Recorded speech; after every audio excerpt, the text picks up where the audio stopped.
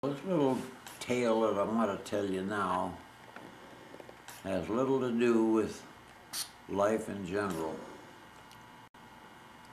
I was born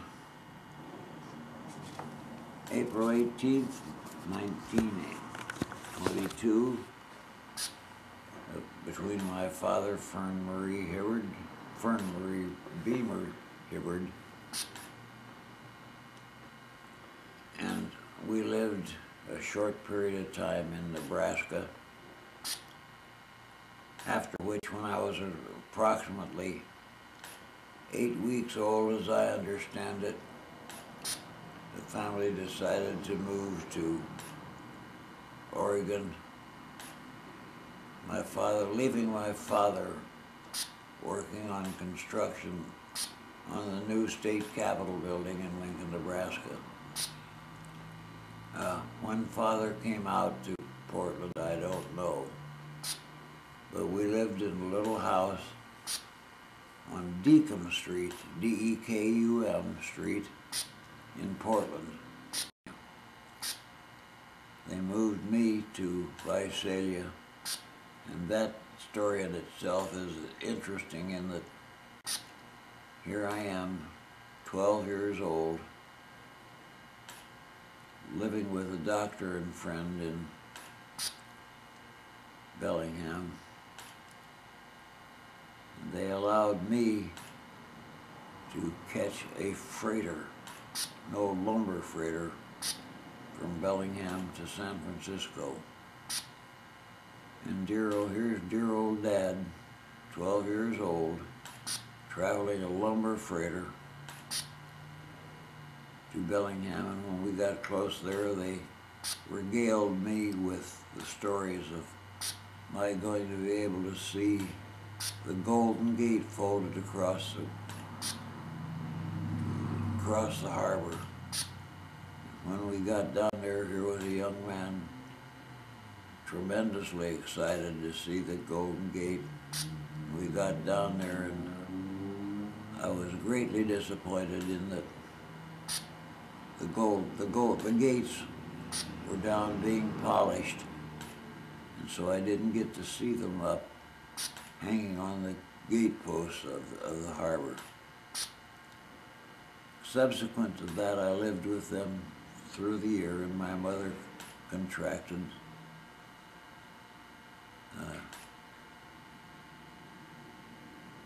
cancer, brain tumor, which was fatal to her. And in the course of time, the grandparents and my mother and my aunt and uncles and all of them got together and said, what are we going to do with this young lad? So Dean and Helen were out there on vacation,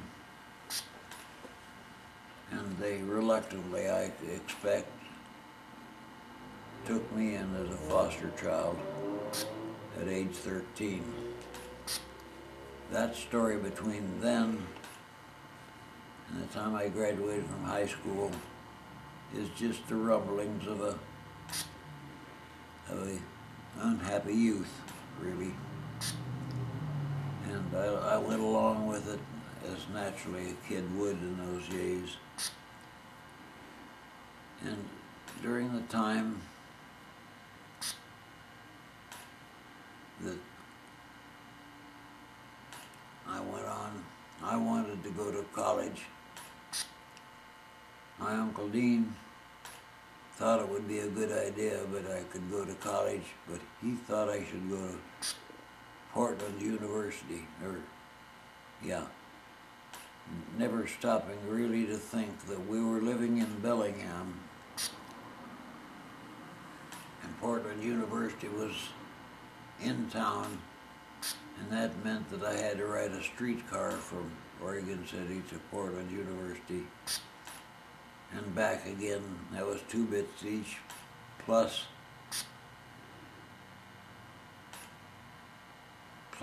the airfare or streetcar fare back and forth and back and forth. So I argued, because I wanted to go to Oregon State, and Oregon State had said they'd accept me. But it would have been a lot cheaper, but he never did quite understand So as an argument went by, I said, well, I want to join the Navy. My Uncle Dean said you couldn't pass the physical. As it turned out, I did pass the physical and was accepted in the Navy on August 14th, 1940, and went into boot camp immediately. I was fortunate enough to be into a good class, good company, and in the course of the things, I was barely, I expect, a passable cadet. But at the end of it, I was fortunate enough to be selected for radio school. And among those, they selected 2 people to go to what they call the Fleet Radio School, which was the dynamics of learning the code and the whole thing. And having been a drummer in a drum and bugle corps, my rhythm and such got me into the Fleet Radio School, which meant that I was sent from the training station to the destroyer base upon graduation from the high school, from the thing. I was selected for the Lexington. And we went to sea then shortly thereafter. I went to the Lexington, and I can't remember the name of the man that went to the Saratoga, but immediately put on the Lexington. I was promoted to radioman 3rd class, and we went to sea and went to Pearl Harbor, where we maneuvered during the summer. And as war progressed, and the thoughts of war coming up were more imminent all the time, we were out there. And there's little more to tell other than the fact that I was on watch on Sunday morning, December 7th, 1941, when the message came through, air raid on Pearl Harbor. This is no drill, air raid on Pearl Harbor. We immediately began searching the area to the south and west of Pearl, but we never did find any of the Japanese forces. We steamed the area to the south and to the west of Oahu for 2 weeks to no avail. And not much to tell about it except that it was exciting to old fellas. But here we were, not being trained nor qualified, but other than butt scared most of the time to any chance of action or denomination. Now you have to remember that the Lexington was an old, decrepit ship, truly. Her hull had been laid down in 1917, 1917, as a battle cruiser, but those hulls were laid down for fighting surface ships, not aircraft carriers. We were in action briefly to no avail, and I don't know quite how to determine it, because the stories begin to run together every so often. But as the war progressed along, they begin to understand that the old ships like the Saratoga and the Lexington, who were built as battle cruisers, converted to aircraft carriers,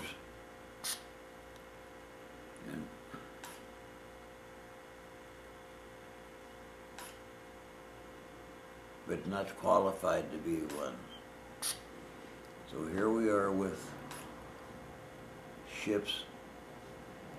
The aircraft carrier, the aircraft we had were the old Brewster Buffalo, which no one ever hears about anymore. But they kept them on until the war started, several weeks, or say months, after the war started, when we took on board what they called the FC-3, the SF-3, which was the more modern fighter aircraft.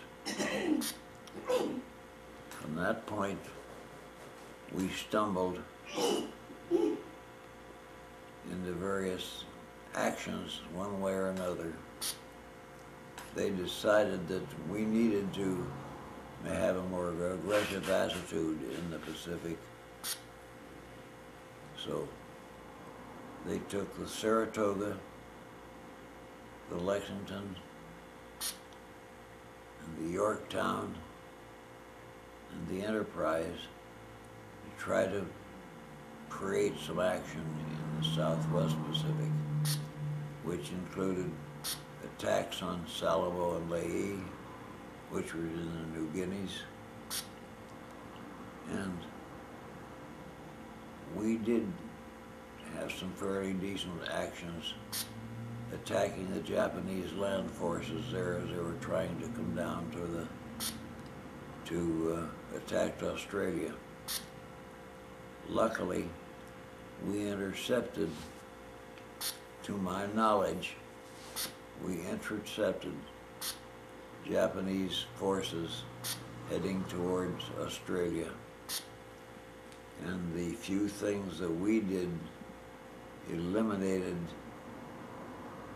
Japanese attacks on the Philippines, not the Philippines, but Australia, and hopefully New Zealand.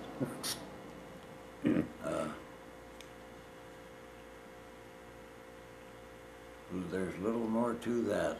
As it went on at that point, they drew us back, because after the Lexington was sunk, a number of us went on to the Jeep carriers, which were the little auxiliary carriers, and they moved us into the Fiji Island and New Zealand area, where we trained pilots as replacements, fighter aviators. But you were on the Lexington, right? But I was off the Lexington, then it had been sunk in the Coral Sea. But you were on it when it got sunk. I was on one of the Jeep Well, carriers. tell me about that. And someplace along the line, if you're interested, there are pictures of places of the Lexington being sunk, and other actions there that have little to do with me, other than the fact that I was there. Well, how long were you in the water? Well, when the Lexington was sunk, I went in the water. Brian, it's hard to tell. I think maybe an hour. When order came to abandon ship, we did.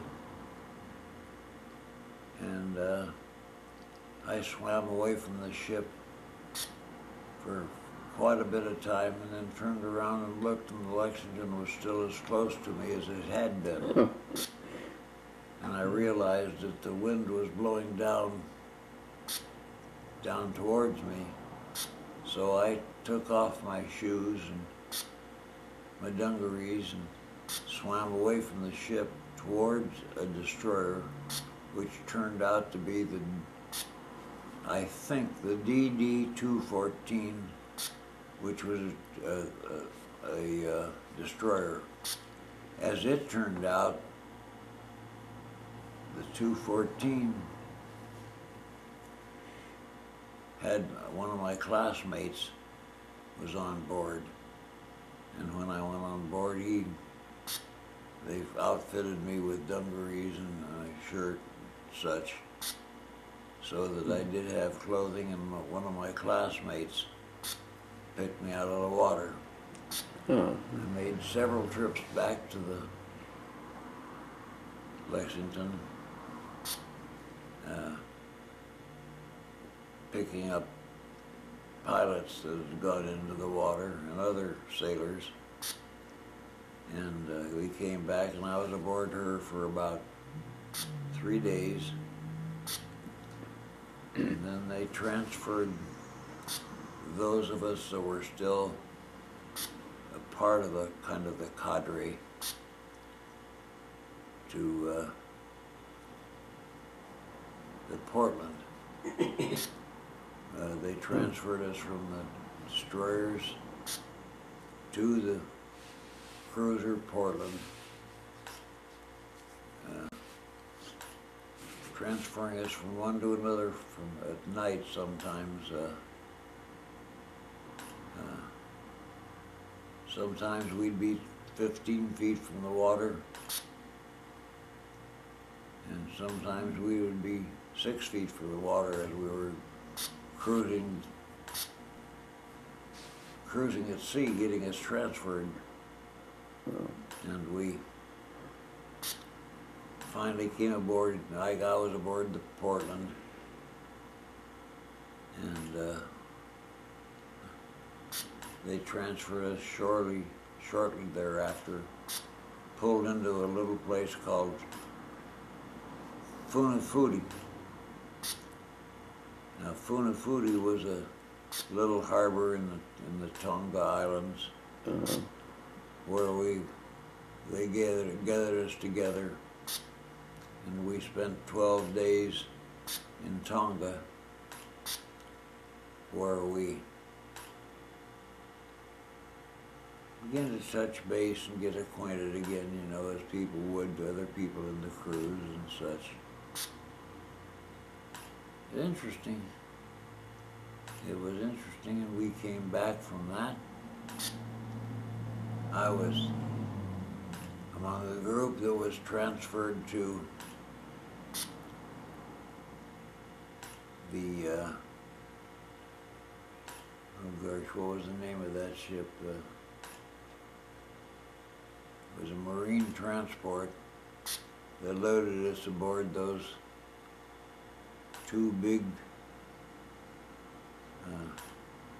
aircraft, not aircraft carriers, but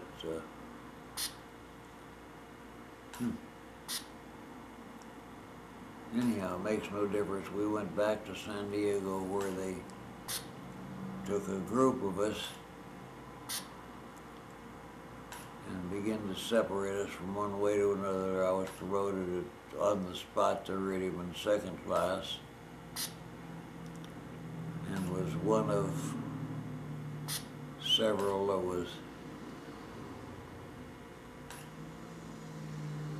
was selected for OCS, but that soon fell by the boards for one reason or another. And we came back out from this preliminary training for OCS to a group that would make us an assault group. It wouldn't be an assault group, ones that would be used for one thing or another. So I'm rambling, I know. No, Dad, you're not. And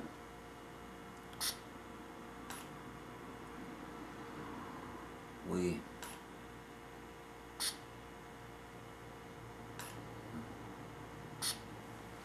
anyhow, we got transferred back and forth. Then they were transferred me to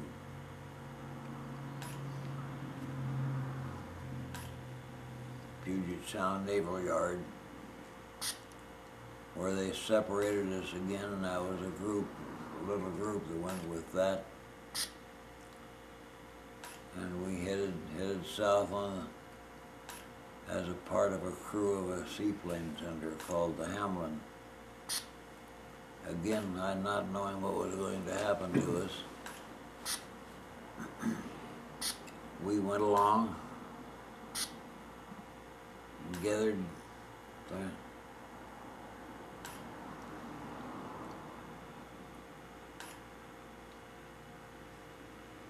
our group. And I'm going to have to stop right here. My time is fairly limited here.